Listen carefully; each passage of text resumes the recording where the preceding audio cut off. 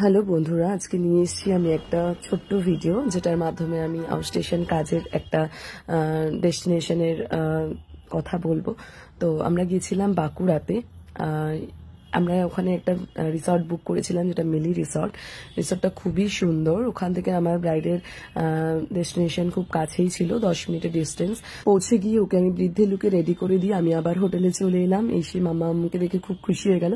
দেন আমরা একটু photo video তুলে সুইমিং পুলে একটু পুল এনজয় করে দেন আমি আবার ওয়েডিং এর কাজের জন্য আস্তে আস্তে রেডি হয়ে চলে গেলাম আমার ব্রাইডের ডেস্টিনেশনে। তো এই দেখতেই পাচ্ছ আমাদের ব্রাইডের আবার সেকেন্ড লুক, এটা ব্রাইডাল লুক ছিল। দেন আমি আবার কাজ থেকে বাড়ি এসে রাত্রে দেখলাম যে ওরা পুলে অলরেডি চাপাচাপি করতে শুরু করেছে। দেন এইভাবে রাতটা কাটলো। সকালবেলা আবার আমরা একটু আউটিং এ বেরিয়ে গেছিলাম, বিকজ এটা বিয়ের পর দিন ছিল।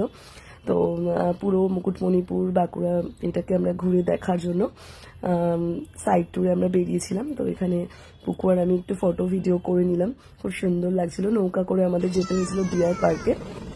পুকু তো ভীষণ এক্সাইটেড ছিল নৌকা দেখে, আর নৌকার মধ্যে এতক্ষণ জার্নি করে খুব ভালো লেগেছে ওর, খুব আনন্দ করছিল। তারপর আমরা আস্তে আস্তে পৌঁছে গেলাম আমাদের ডিয়ার পার্কে।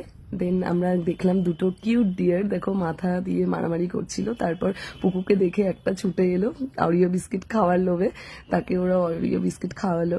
দেন আমরা একটু সাইড ট্যুর করে এদিক ওদিক ঘুরে আবার আমরা চলে এলাম হোটেলের উদ্দেশ্যে, কারণ আমাদের পরদিন ফিরতে হতো। পরদিন কলকাতায় ব্রাইডের রিসেপশন লুক ছিল, এই জোতার লুক।